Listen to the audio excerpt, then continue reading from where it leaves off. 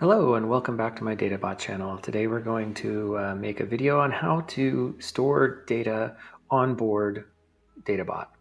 This is a companion video for the how to build a water rocket video I've already uploaded onto YouTube. So let's get started. I've already connected my Databot and it has already uploaded its basic or loaded its basic libraries. So let's start with a when started. And I like starting Databot so that it's not just green. This lets the user know that that something is running on the Databot. I'm going to zoom in just a little bit so we can see better. Then we're going to need to add some libraries. So let's add a library called, and this is under other, files, because we're going to make a file and store information in that. We're also going to need a library for tone, because we're going to play some music. Well, at least make some beeps. So back under library, tone.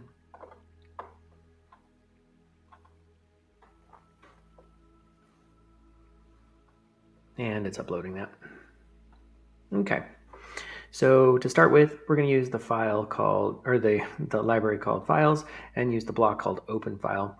This doesn't just open a file, it actually creates the file as well. So let's call it rocket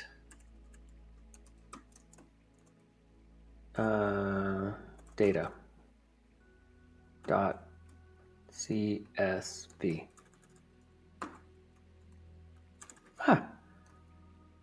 Here we go. And now this actually will, if I were to start the program, make a file called rocket data.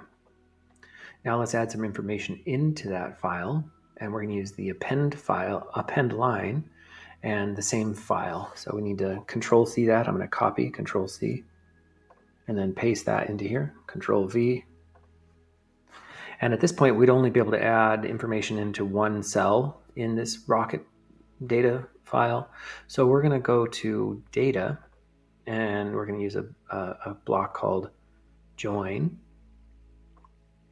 And this is how we can add more information in each for this file. So let's start off with a sample number. And then this is important because this is a comma separated variable. That's what CSV stands for. We need a comma. Otherwise, the data would be, all this information here would be in one cell. It'd be in the first cell of your file. So let's go altitude next. And then we're going to do another comma. And then let's go acceleration.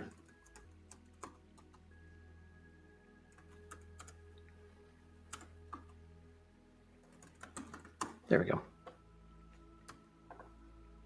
Okay, and at this point, it will, if I were to start this program, create a file called rocket data, and it will put at the top of that file sample number, altitude, and acceleration in 3 different columns. And I'm going to go ahead and do that just to show you. So I just started the program, it created it, and to get that file off the board, you can click here, click Get File from Board, and as you can see, here's my rocketdata.csv. Oh, I clicked on it, there we go. And yeah, I want to save it. And I'm just going to put it in my downloads folder. It's kind of a garbage file if I want to not save anything. So I just saved it under that, and there it is. And Excel will take a second to power up. If I had, like I said, if I had not put the commas in there, maybe I didn't click on it. There it goes. If I had not put the commas in there, all of these things would be in one column. It'd be in this first column right here. And so that's what the comma does. It puts it in a new column every time. All right, I'm going to close that off. I'm not going to save it. And I'm going to minimize that. All right, so let's set up the rest of our program. In order to not immediately start data logging when the rocket's on the pad, it may take a few minutes to get the rocket ready. I like using a wait until function with like a magnetic key. So Databot has a built-in magnetometer, and you can read live data off of that. So we're getting around 2,296 Teslas right here on my table.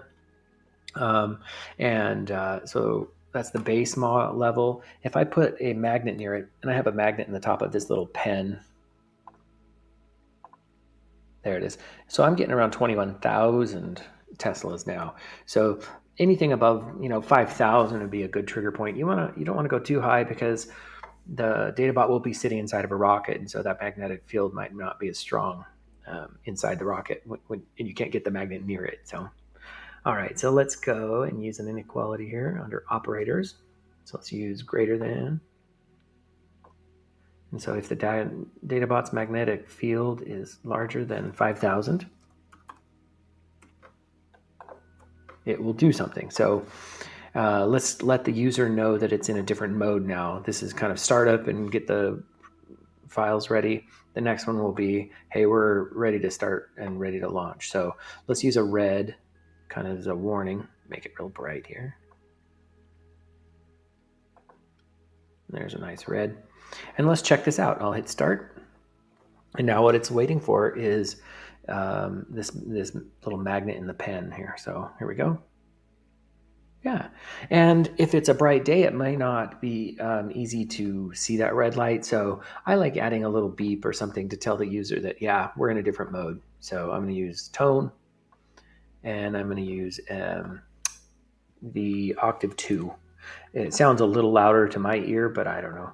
Maybe you can find something different that way. Let's try it again.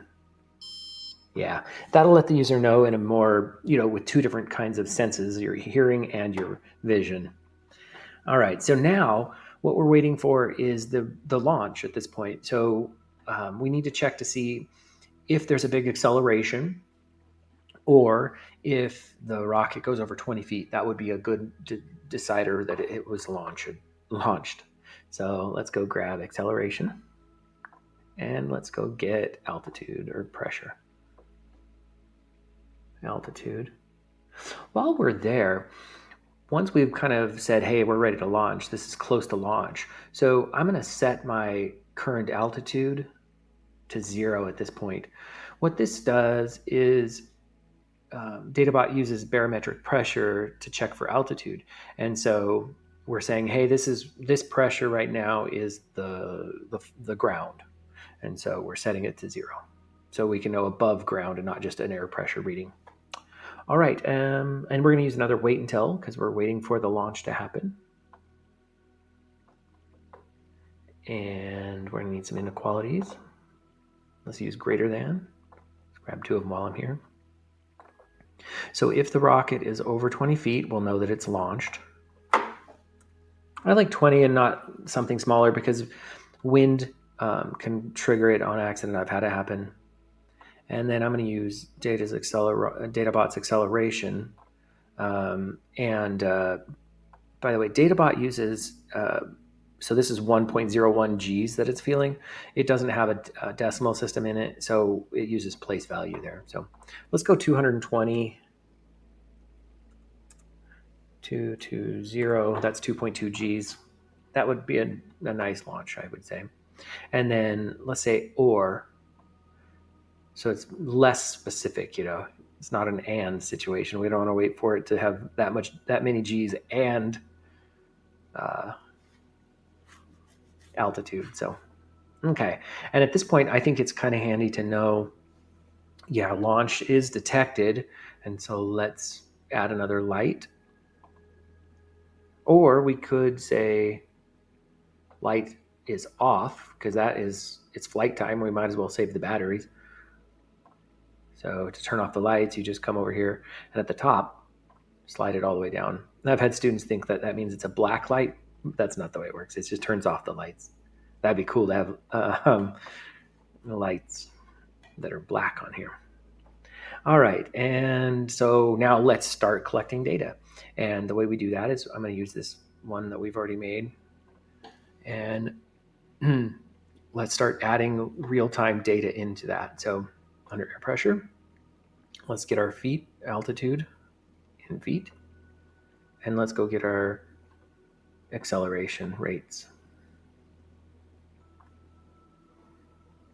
And then we want to do this over and over again. So let's put it in a loop. And I like a repeat here for this.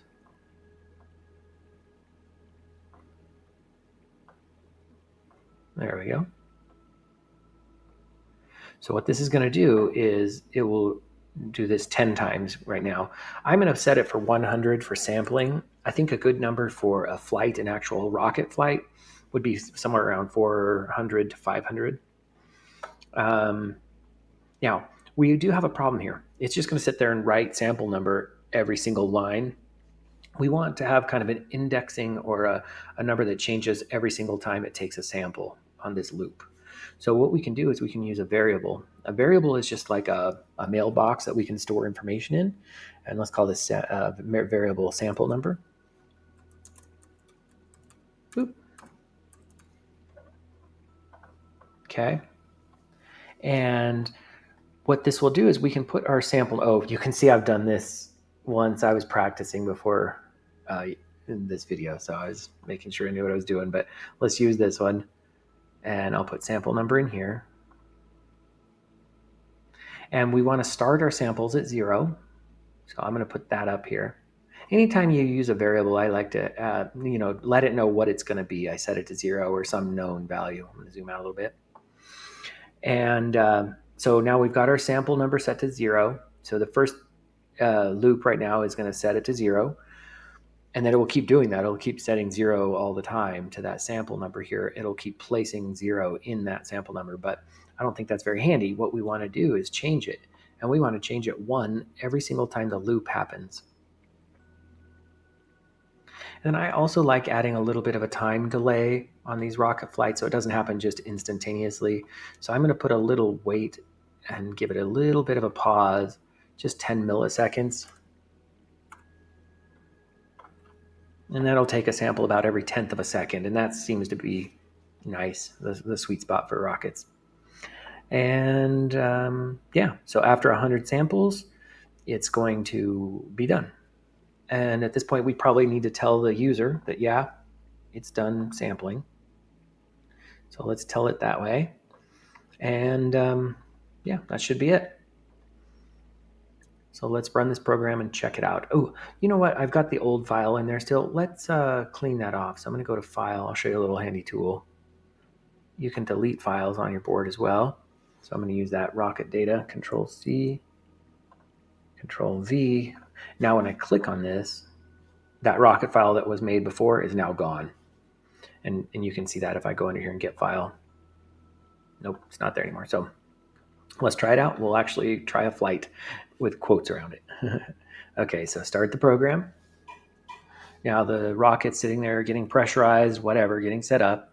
And then right before it's ready to fly, I'm going to use my magic wand or my Sharpie with a magnet in it to activate it. Now, if it gets bumped or it flies over 20 feet, it will start data logging. So I'm going to bump it, turned off the light, it's sampling. I flew it way up above my head, and I'm coming back down, and I'm going to set it down. Oh, and it just turned on. It's done sampling. So let's go get that data and see what it looks like. So get file from board. There it is. And yeah, we'll save it. And I'm just going to save it over the other one as soon as it comes up. Yep, I'll replace it. Now I can go open it. And we'll just wait for Excel to open here. Maybe I didn't get it. Oh, there it is. Yep, and there's our sample. So that's that first line. It wrote the sample number, altitude, and acceleration in. And then once it was set up with the magnet, or the magnet triggered the ready to detect, and then I bumped it, it started loading this information in. Here, I'll go ahead and graph this for you so you can see what it looks like. This is going to be kind of ugly, so bear with me. Okay, insert, graph. And there you go. There's the acceleration. There's the altitude. As you can see, I barely went up. Maybe I can change the size of this chart. Yeah, you can see a little bit of an increase there. Of course, a rocket flight, you're flying up 150 feet on a water rocket easy. And so, yeah, it'll be much more noticeable. Yeah, and that's about it. The only other thing I would like to show you is if you have multiple launches in one day, I'm not going to save this. What's cool about this program is it will, the next time I start it, it will create, it'll go to the next line of that file and then store the information underneath it. So this, the second flight will look just, I'll show you, it'll be just the same, but underneath the previous one. So here, I'll trigger it, bump it, fly it, set it back down. And there it is. And we'll go get that file and we'll save it. And we'll open it. So this is great. Oh, my dog is guarding me. I feel very safe now. So yeah, so every flight will be stored underneath the other one. Let's see here. He's done a very good job of guarding us today. Okay, there's all that. Oh, there it is. There's our first flight and there's our second flight right here. I don't know why I was selecting the stuff, but so it's really cool if you've got a class and you have one Databot, or if they want to do multiple flights, they can actually save and not have to do anything. They just have to restart, turn off their Databot, turn it back on, and it'll be ready to go again, and it will collect data just like this. If you wanted a space between there, we could do that. It's just more code, but this works great. So, well, I think that's about everything. I hope this was informative and useful. If you have any questions, please throw it in the comments. This is just the start of a program. You could have it do all kinds of cool stuff. And yeah, I trust that you guys can figure out that for yourselves. But again, if you have questions, let me know. All right, I hope you have a good day and happy launching.